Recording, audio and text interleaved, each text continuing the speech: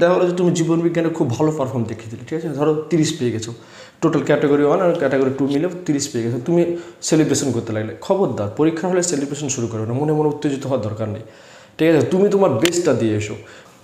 Hi everyone, আরও একটি নতুন ভিডিওতে তোমাদের সকলকে স্বাগত জানাই। আজকের বিষয় হচ্ছে এএনএম জিএনএম 2024, অর্থাৎ কালকে যে পরীক্ষাটি হতে চলেছে সেই বিষয়। তোমরা কি করবে আর কি করবে না, কি করলে পরে তোমাদের স্কোর ভালো হতে পারে, কোন বিষয়গুলো লক্ষ্য রাখা উচিত সেই বিষয়ে আজকের ভিডিও। তোমাদের কী কী নিয়ে যেতে হবে, অ্যাডমিট কার্ড আর একটা হচ্ছে তোমার ফটো আইডেন্টিটি, অর্থাৎ তোমার ভোটার কার্ড যদি থাকে voter card, Aadhaar card, pan card, driving licence, যাই হোক একটা অরিজিনাল কপি নিয়ে যাবে। এখন পরীক্ষার হলে বসে তুমি কী করবে, প্রথমত হচ্ছে তোমাকে যে তোমার রোল নম্বর আছে, রোল নম্বরটা ঠিকঠাক করে লেখো, নিজের নামটা ঠিকঠাক করে লিখো, এই কাজটা বেশি ইম্পর্টেন্ট। এটা যদি হয়ে যায়, ভুল না করারই চেষ্টা করবে, কখনোই ওএমআরে ভুল ফিল আপ করার চেষ্টা করবে না, খুব যত্ন সহকারে ওএমআরটা ফিল আপ করবে, ঠিক আছে। এসব হয়ে যাওয়ার পর তোমার কাজ কি, তোমরা সবই জানো কোন সাবজেক্টে কত আছে, ঠিক আছে। এবার আমার বিষয় হচ্ছে যে তোমাকে কতটা টার্গেট করা উচিত।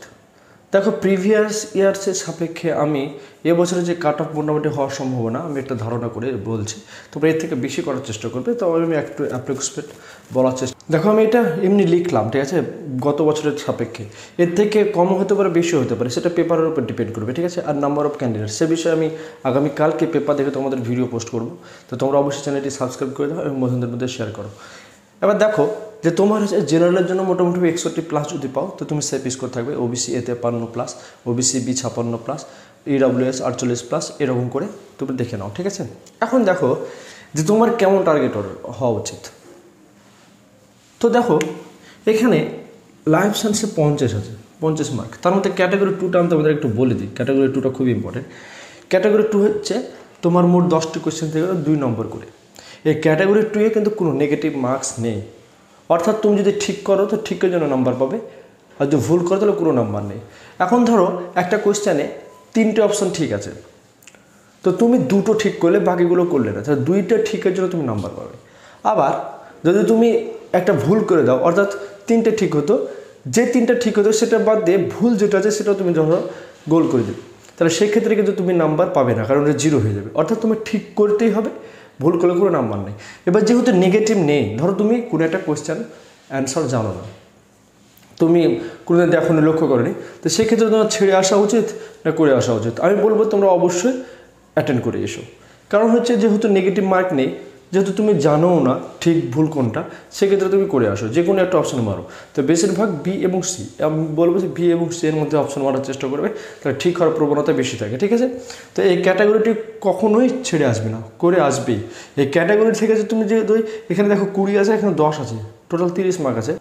যদি এই ক্যাটাগরি থেকে টোটাল যে আছে তোমাদের ক্যাটাগরিতে 30-30-এর মধ্যে তুমি 15+ নিয়ে চলে আসতে পারো, ঠিক আছে, ক্যাটাগরি 2 থেকে, হুইচ ইজ গুড স্কোর, ঠিক আছে। এবার যদি জীবনবিজ্ঞানে 30 আছে, এখানে তুমি যদি 25 পেয়ে যাও, আর এই ফিজিক্যাল সায়েন্স থেকে তুমি যদি 10,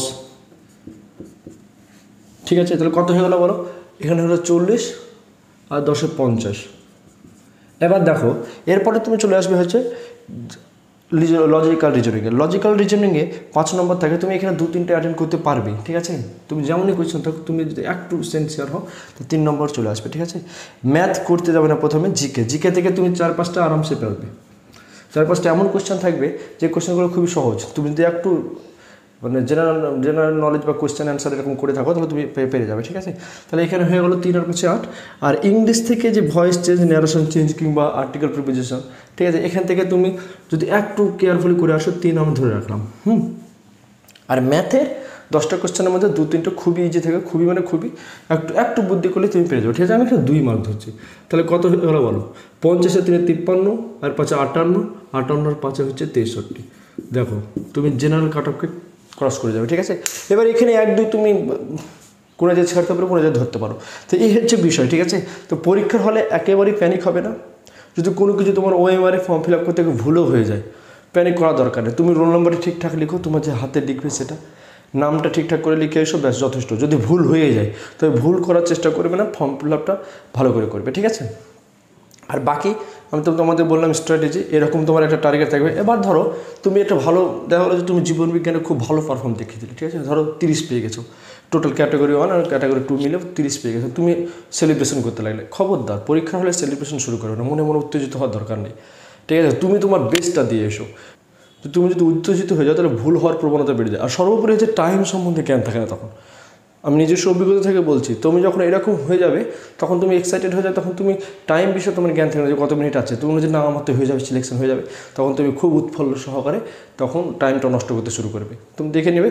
সেই জন্য আমি বলছি কখনোই সেলিব্রেশন না, তুমি তোমার বেস্টটা দাও, তোমার টার্গেট রাখো 61 প্লাস সামথিং। যদি কোয়েশ্চেন যদি হার্ড হয় তাহলে একটু কম হলেও কোনো সমস্যা নেই, কারণ কোয়েশ্চেন যদি হার্ড হয় তাহলে সবার জন্যই হার্ড, আর কোয়েশ্চেন যদি ইজি হয় তাহলে সবার জন্য ইজি, এটা মাথায় রাখবে।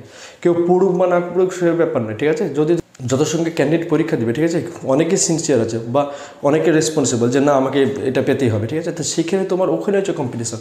তাই এই কম্পিটিশনের পরীক্ষায় এটা একটা ভাইটাল ব্যাপার যে তুমি তোমার মস্তিষ্ক কতটা স্থির রাখতে পারছো। স্থির যদি রাখতে পারো তাহলে এই পরীক্ষা ক্র্যাক করা খুব ইজি। একমাত্র মেন্টাল তোমাকে স্থিরতা বাড়াতে হবে। এই টার্গেটে চলো, আশা করছি তোমাদের ভালো ফলাফল হবে।